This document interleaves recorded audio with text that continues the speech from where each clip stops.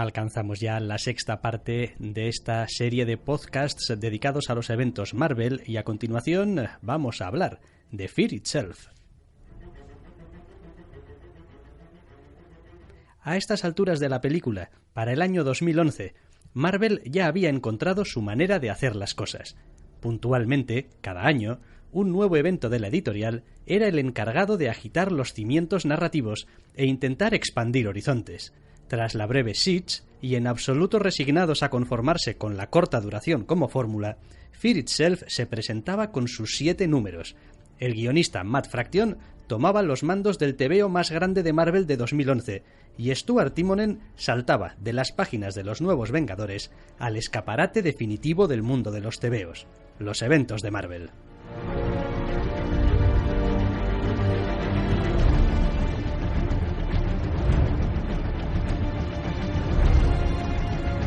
La historia de Fear Itself nace de un severo retconeo disfrazado de profecía que hablaba del retorno de un desterrado y hasta entonces desconocido hermano de Odín llamado Kul.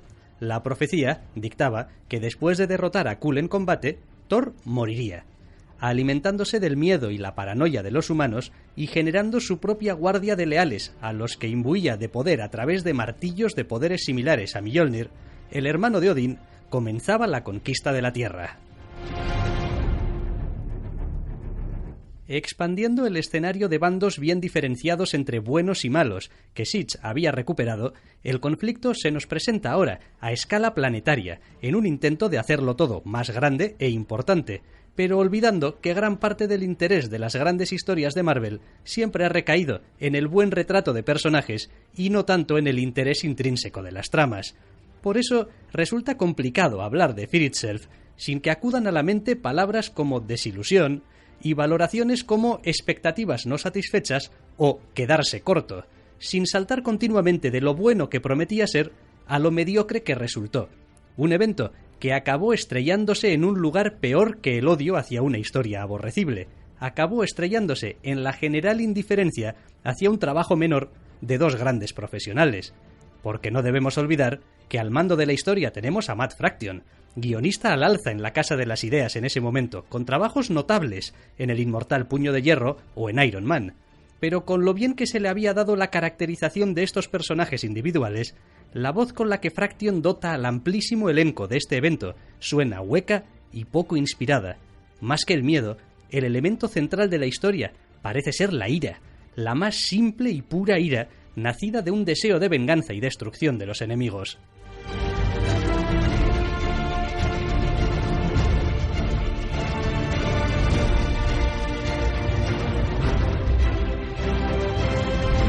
La endeblez argumental trataba de sostenerse sobre los portentosos lápices de Stuart Timonen, que igualmente hacía lucir una revuelta callejera que una pelea de superhéroes.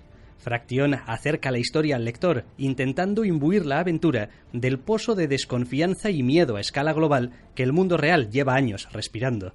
Pero no pasa de ser un mero gancho para la historia, pues no hay espacio en sus páginas para nada más que las hazañas coloristas, salvo uno o dos momentos que en realidad solo resaltan lo forzado de su inclusión entre escenas superheroicas. Por mucho que Fraction lo intentaba, la plasmación final de la historia en el papel no encajaba con la idea que supuestamente quería transmitir. La cosa, vaya, no entraba en el Batmóvil, que dirían en Los Simpson. El tebeo no acababa de encontrar nunca su atmósfera, pues Timonen echaba el resto en un tebeo de peleas superheroicas de aspecto casi desenfadado, mientras Fraction trataba, sin éxito, de generar un aura de desesperación que no se percibía por ningún lado. Quizá sea esa desconexión entre guionista y dibujante lo más sorprendente de Fear Itself, un equipo creativo de primera categoría que nunca pareció entrar en comunión. Cierto es que, a diferencia de otros eventos como Secret Invasion, Fear Itself no dispuso de tiempo para prepararse el terreno, pero cuando se tienen 7 números, eso no puede ser una excusa.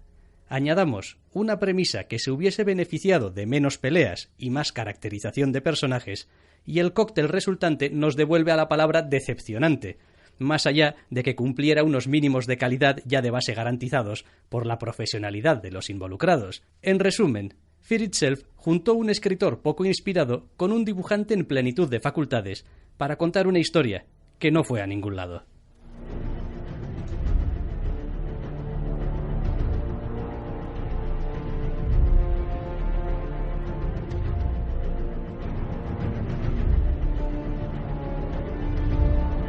Pero dejemos a un lado el tebeo en sí para analizar otros aspectos del evento, porque no todo fue malo u olvidable en Fear Itself. El evento tiene ganado su sitio en la historia de la editorial, aunque sea por motivos ajenos a lo que contaba, porque con el puntual regreso del evento anual, volvía en Marvel el miedo a los retrasos, y sin embargo, esta vez dieron con una solución tan eficaz al problema que Fear Itself tiene el honor de ser el único evento que cumplió con sus fechas.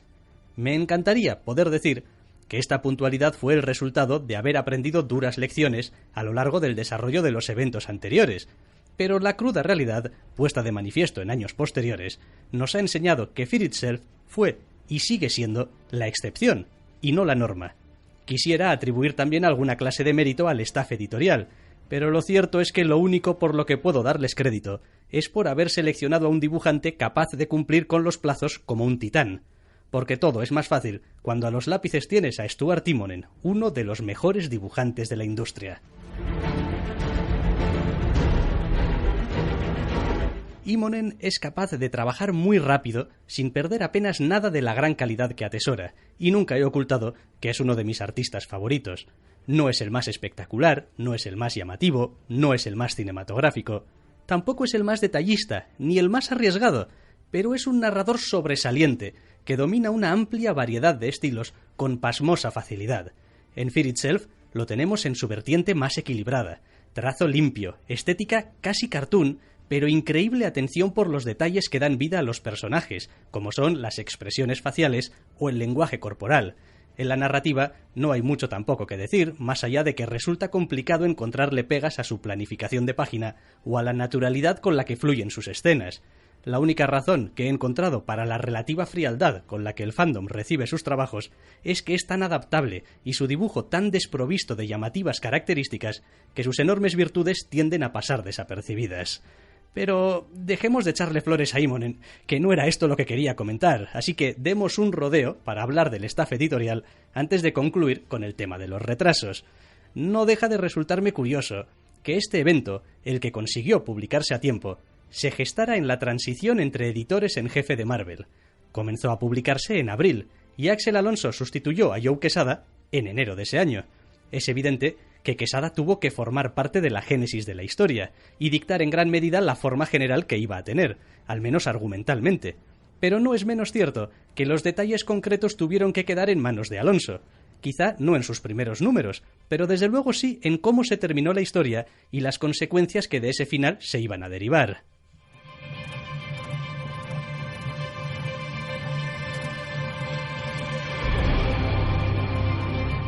Mirándolo con perspectiva, tiene hasta cierta ironía que el último evento 100% Quesada acabara siendo una mirada optimista al futuro con el inicio de la era de los héroes, Age of Heroes, que lo llamaron en los USA, y que Axel Alonso se estrenara en cambio con un evento que giraba en torno al miedo y la desconfianza. Esto nos enseña principalmente una cosa, que en Marvel los statu quo no están hechos para durar, y también que los editores en jefe de Marvel ejercen una influencia considerable sobre la línea editorial. A ese respecto, siempre he visto a la Marvel de Alonso más acertada en el cuidado de las colecciones pequeñas, donde se ha sabido conjugar enfoques menos mainstream pero de calidad contrastada, que en la organización y coordinación de los eventos. Sin embargo, Alonso nunca ha dejado de intentar encontrar nuevas fórmulas para producir estos eventos que tanto nos están dando que hablar en esta serie de podcasts, y aunque solo sea por eso, tiene mi respeto. No diría yo que su balance como editor de eventos sea precisamente positivo, pero eso ya es otra historia en la que quizá ahondemos en sucesivas entregas. Y ahora ya para acabar y volviendo al tema de los plazos de publicación. Lo cierto es que al menos en ese aspecto Fear Itself cumplió, y además encendió una llama de esperanza. Siege se retrasó apenas un mes, y ahora un evento de los largos salía a tiempo. Podría haber sido el principio de una bonita puntualidad. Pero Immonen no puede dibujar todos los eventos, y la editorial no ha dado con otro dibujante de calidad contrastada que trabaje tan rápido. Así que Marvel necesitaba seguir buscando fórmulas que atajaran esta lacra sin solución aparente. Precisamente, el siguiente evento del que vamos a hablar tomó un camino radicalmente diferente a lo que había venido siendo la política Quesada de mantener el dibujante a toda costa. En Avengers vs. X-Men se probarían los equipos creativos rotatorios, con resultados de los que hablaremos en la próxima entrega.